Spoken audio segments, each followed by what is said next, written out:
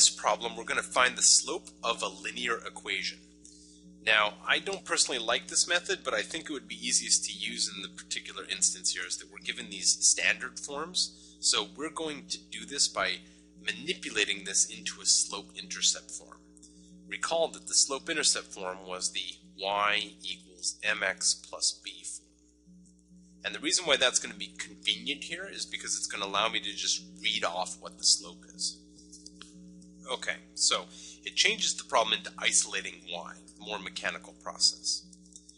So here we're going to subtract 2x from both sides because that will cancel the 2x, leaving us with negative 4y equals negative 2x, and the one here was positive, so I like to put my x in front because it looks more like that particular form. So now we're going to divide both sides by negative 4. Negative 4, negative 4. So this is going to yield, let's see, the negative 4's will cancel, we get y equals.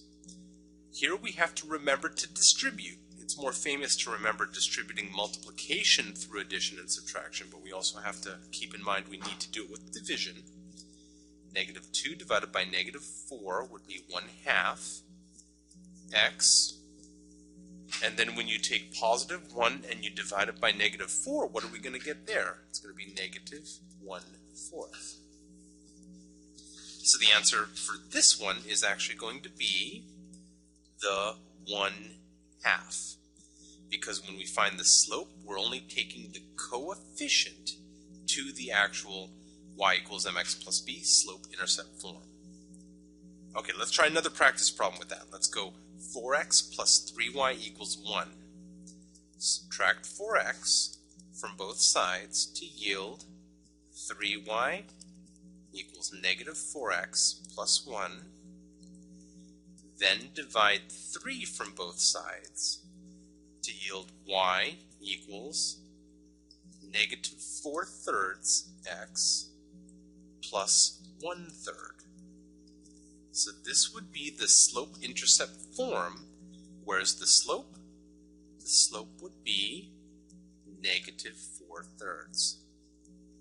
Okay, remember the slope is just the coefficient to the x. So now why don't you try this problem on your own? Pause the video and see if you can figure it out. And I did throw in an extra little wrinkle here, so assuming you tried this out and looked at it on your own, notice that I put the 2, the constant, on the left-hand side with the variables. So if you're going to do this one correctly, we're actually, in order to isolate the y, in the first stage, we really should add 5x and add 2 to both sides. That's the only way we're going to get the y by itself. So when we do this, we get negative 3y on the left, and on the right, we'd have a 5x plus a 2. Next stage towards isolating would be dividing negative 3.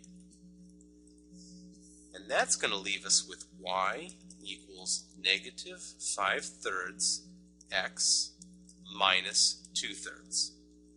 But remember, that's the slope-intercept form.